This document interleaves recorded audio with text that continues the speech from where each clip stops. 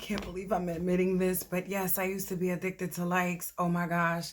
I gotta take y'all way back to the dinosaur days of MySpace. Back on MySpace, we didn't have likes. We had comments. We had profile comments and we had picture comments. And so a picture comment was basically equal to a like. When you posted a picture and people came on and they went and commented and you would refresh your homepage and you would see it says new picture comments, or you would log in and you would see it says new picture comments. It was like, oh my gosh, I got new picture comments. And so you would click and you would see, oh my gosh, somebody left me a picture comment. It was like one of the best things ever. And as somebody who had really low self-esteem at the time, that meant a lot to me. I hung on to those picture comments like it was for dear life. Oh my God, somebody told me I look pretty in this picture. Somebody told me I look nice. Somebody told me they like my outfit. Picture comments meant so much to me back then. And I remember it was so bad. Like a bunch of us, we used to post in the bulletins, PC for PC. Like, oh, PC for PC, meaning picture comment for picture comment. You comment on mine, I comment on yours. Kind of like what YouTubers do, like sub for sub. Some of them be like sub for sub, you sub me, I sub you. Like, that's how it was. And so, like, I ain't gonna lie, like, I used to live for picture comments. As somebody who had really low self-esteem and nobody was really checking for me like that, for somebody to go to my page and tell me I look pretty in a picture, oh my gosh, it made my whole day, my whole week. I just felt so good about myself. But now, fast forward, MySpace is dying. Facebook is reigning supreme at this point. And so we all run over to Facebook. And, Facebook is likes. Everything is a like your picture, like this, like that, whatever, like your posts. I remember people would like my stuff and I'd be like, oh, okay, this is different over here. But, when people would like my pictures, for me in my head, that equated to how many people thought I was pretty.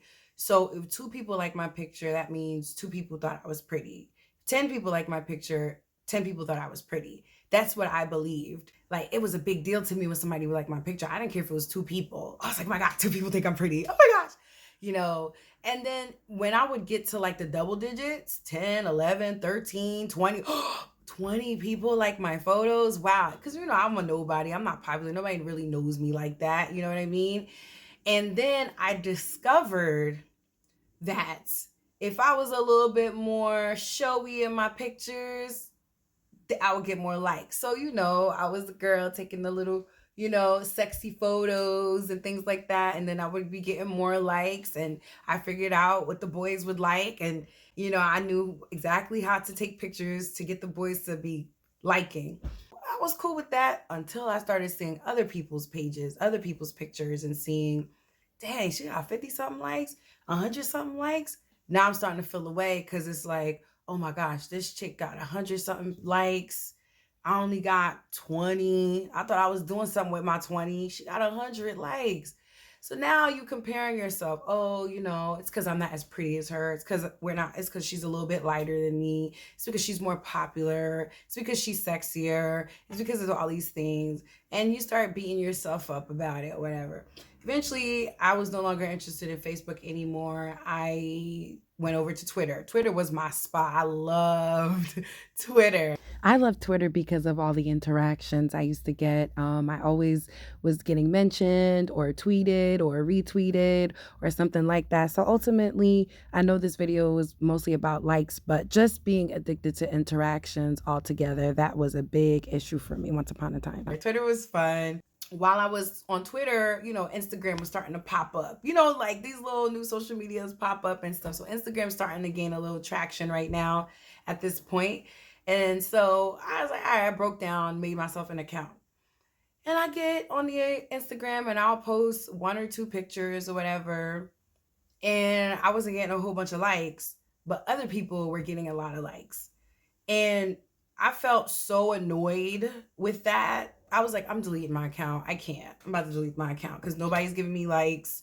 Like, I'm seeing everybody else getting likes and I'm not getting the same likes that everybody else is getting. What's wrong with my pictures? Am I not as pretty? Whatever. So I was like, I deleted my Instagram account. I know it's so bad. Went my behind back to Twitter. And then like sometime later, I don't know, could have been a year and some change later, I made a new Instagram account and deleted my Twitter because at that point I had totally lost interest in Twitter and I was ready to go. And I'm on Instagram and, looking at my page and things. And then, I'll get likes here or there for stuff, but I'm still seeing other people getting way more likes than me. But at this point, though, I'm not as addicted to the likes. I'm not as on, it's not as much for me with the value and stuff as far as likes go. I wasn't I wasn't looking for validation from the likes anymore at that point. I said all this to say, I get it. And when I see like these young girls, these teenage girls doing the most for the internet, I'm like, it's a lot of times it's just legit extremely low self-esteem and just constantly seeking validation. The thing is, people like to say, oh, you're not born to fit in, you're born to stand out. Yes and no. It's true. We're all unique individuals. There are no two people on this planet who are exactly alike, not even twins. We're all unique. And that is one of the most beautiful things about just being human and just being, a living thing. You just nothing else like you. But I believe in God and I believe in creation. God did not create us to be lone wolves. He did not create us to isolate ourselves. He did not create us to be separate from everybody else. What makes us have a worthwhile existence is relationships and feeling like we belong somewhere, feeling like we're loved. I have Maslow's hierarchy of needs in front of me because I wanted to reference it, wanted to refer to it. We have belongingness that, we have intimate relationships with people. We have friends, and I know the word intimate, people like to use it to mean sexual sometimes. They like to use it with sexual. No, we're not talking about that. We're talking about close relationships where you have strong bonds with people, strong emotional attachments with anybody. It could be your parents, could be friends, whatever. That's what we're talking about when it comes to intimate, right? So a lot of people are seeking that and they don't know how to say it. They don't know how to say to someone, hey, I would like to get closer to you. Hey, I would like a stronger relationship with you, whether it's a parent or a sibling or whatever. And so they start going on the internet doing all types of what's the word, attention seeking things just to get those likes, just to get that clout, just to get, somebody looking at them, somebody telling them that they're pretty.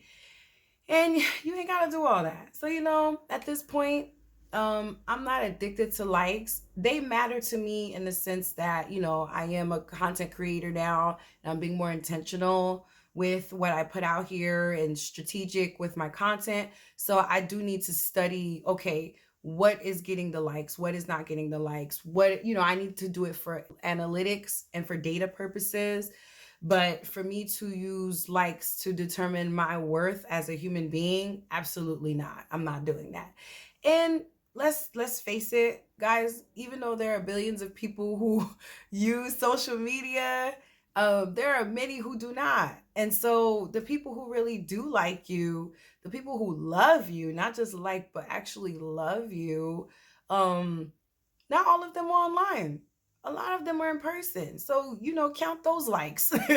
Count those likes. Count those loves, not just a like, but count those loves, and the things that you post on the internet, pictures and videos, they're there forever. They are there forever. It might be off your page, it might be off your timeline, but if they needed to go pull something up, they could. So just think twice before you start posting things just for likes and things. You don't want to ever compromise your morals. You don't want to ever compromise the things that you believe in and compromise your faith just for likes. It's not worth it, man. It's just not.